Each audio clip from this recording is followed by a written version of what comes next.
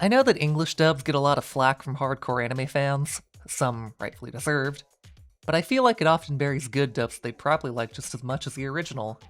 For every bad dub that people like to rip apart, you could point to a Cowboy Bebop, Black Lagoon, Full Metal Alchemist Brotherhood, or any number of other quality dubs that make all the top 10 lists.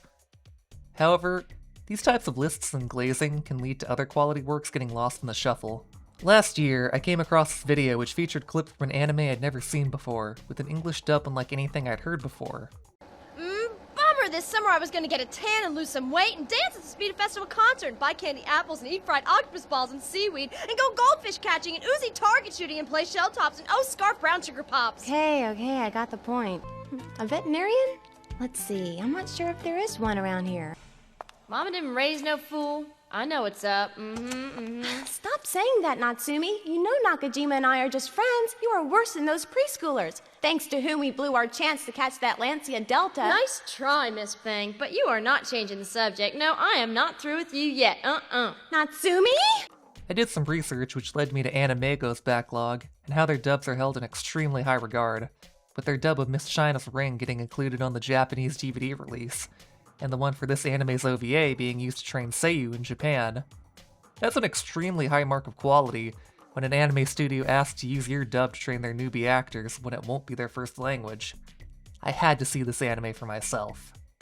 You're Under Arrest is a 1994 Studio Dean anime franchise based on the 1986 manga of the same name by Kosuke Fujishima. The series centers around two traffic cops, Natsumi Sujimoto and Miyuki Kobayakawa, and each episode follows their assignments and general shenanigans they get up to with their co-workers at the fictional Bokuto police station. The series, like most anime from this era, is primarily episodic, with occasional two-parters and callbacks to previous events. Despite being based in a police station, the cast remains relatively small throughout, with the only named recurring characters being the Chief, Ken Nakajima, Yoriko no Kaido, and a few others I'll mention later. I had no familiarity with this franchise before beginning my watch-through, so I decided to document my experience. Anyway, let's start with the OVA, which is officially labeled as the first 4 episodes, ran from 1994 to 1995. I thought it was really sweet and had some funny moments. This is the best the show's animation ever gets, and it's kinda sad to see the immediate drop in quality afterwards. The pacing isn't always great, but overall, Natsumi and Miyuki's growing friendship is charming enough to make up for any growing pains. The two main supporting characters, Yoriko and Ken, are entertaining in their own right. Yoriko's that catty bitch that we've all worked with at one point, and Ken is well-meaning but oblivious. He has obvious feelings for Miyuki, and despite her clearly liking him back, he can't talk to her to save his life. I think we've all had that one friend who we wanted to smack upside the head for being this frustrating to watch. Do I like her? Does she like me? Just shut up and ask her out already. There's not too much to say about this one. Simple stories, fun characters, underrated English dub. Oh, and this is the OVA where this meme originates from. The TV series ran from 1996 to 1997, for a total of 47 episodes. The single biggest addition to the show is the character of Aoi Futaba. Aoi is a trans woman who discovered her gender dysphoria during a mission where she went undercover as a woman. After the mission was over, she realized that she felt more comfortable living as a woman than she ever did as a man, and decided to continue living as one. She gets transferred to the Bokuto police station where she's introduced to the cast, and we have the obligatory episode where everyone goes, "What? That's no woman," and hilarity ensues. The other ladies voice their discomfort to the chief over having a man use the woman's locker room, whilst the men voice their discomfort with someone female passing using their locker room.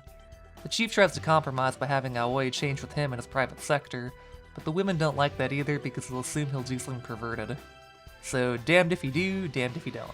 Ultimately, the female officers accept Aoi as a woman, only for the episode to end on a joke where they run out of the locker room screaming in terror when they realize that she's using the showers at the same time they were. Aoi is actually a bit of a minefield to discuss because the treatment of her character is messy to say the least.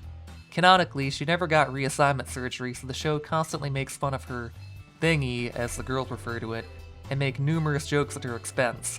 The worst example is an episode where Aoi gets molested by 2 perverts while on vacation, and her fellow officers have more sympathy for the gropers than her because, "What? A woman isn't supposed to have that. And I couldn't help but cringe and ask, what the f*** every time something this cruel happened to her. However, in spite of this treatment, the show consistently portrays Aoi as one of the smartest, most competent members of the Bokuto police force. There's even an episode where she's assigned to help an old friend who met her pre-transition, whom she's afraid will be disgusted with her, only for the episode to end with her friend fully accepting and embracing her new life. Like I said, the show's portrayal of her is complicated. While watching this anime almost a year ago, I actually started writing notes for a potential video on whether or not Aoi was an example of positive trans representation in anime, only for me to scrap it after I realized that I was completely unqualified for the job as a cis man. I fully believe that a trans person should be the one to make that call. However, I will say that Aoi is one of the most likable members of the cast, so make of that what you will. Other notable characters introduced in the show include Tokairin, a transfer who gets a full character arc, Saori, a wannabe cop who becomes infatuated with being an officer after meeting Miyuki and Natsumi, and Strike Man, a recurring antagonist who was funny for about one episode. He's a vigilante who goes around using baseball equipment to bring justice to anyone who commits the most mundane of crimes, and he never faces any repercussion for his actions outside of some embarrassment. At the end of the series, I wanted to see Natsumi beat his face in with his fucking bat. Some other things I noticed while watching the show was that Natsumi yells a lot more than she did in the OVA, so much so that I thought it was a different actor because of how different she sounded yelling all the time. Yuki and Ken's complete lack of relationship progress got frustrating. The amount of episodes it takes them to finally go on a second date is ridiculous, and they still don't officially become a couple despite both of them obviously loving each other.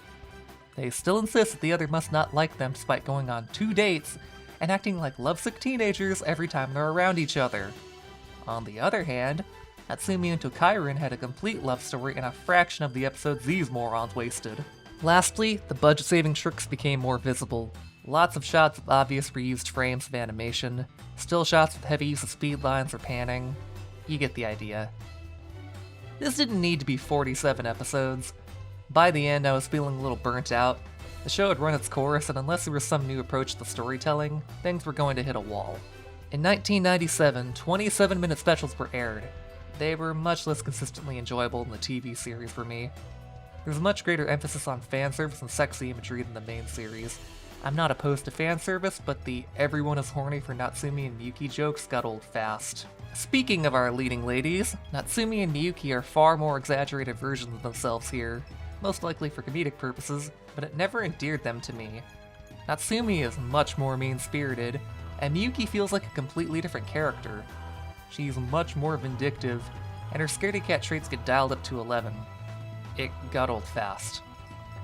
Also, while she's an expert mechanic and computer whiz in the TV show, here she's a Jimmy Neutron-level inventor. She invents a literal breastplate with built-in nipple guns straight out of Austin Powers. It's sadly not as funny as I make it sound. The noticeable cost-cutting measures that were used in the show were brought back. However, there were points where the picture got really shiny looking before going back to the old style. I wasn't sure if the team was experimenting with digital coloring, but whatever they did, it was very jarring. Overall, the mini-specials were hit or miss, but I guess it's worth watching if you enjoy the TV show. Just don't feel bad for jumping around if you don't like one of the specials featured. Having read a few translated manga chapters, I think the specials were trying to capture more of its tone. I personally think the team made the right choice to go in a different direction because the manga, at least in the early volumes, from what I can tell, is a mostly shallow gag series that wouldn't have translated well to the kind of show the staff wanted to make. However, that wouldn't be the last TV special. In 1999, we got Diverting Traffic at the Beach, which was... well, there's no nice way to say this. The special exists to give you a boner. Not that I'm opposed to that, but it decides to base the episode around that rather than use the beach setting to tell a funny story. Any jokes that could have been funny had been done to death by the main show and specials by this point, so I didn't laugh. There's really nothing to add here other than if you want to admire Natsumi and Miyuki's bodies and watch their boobs jiggle in their swimsuits, then this is for you. 1999 was a busy year for this franchise as the last thing released was a feature film titled You're Under Arrest the Movie. This is easily the best thing to come out of the animated franchise. It has the best animation and music, it tells the most mature and thoughtful story to feature these characters.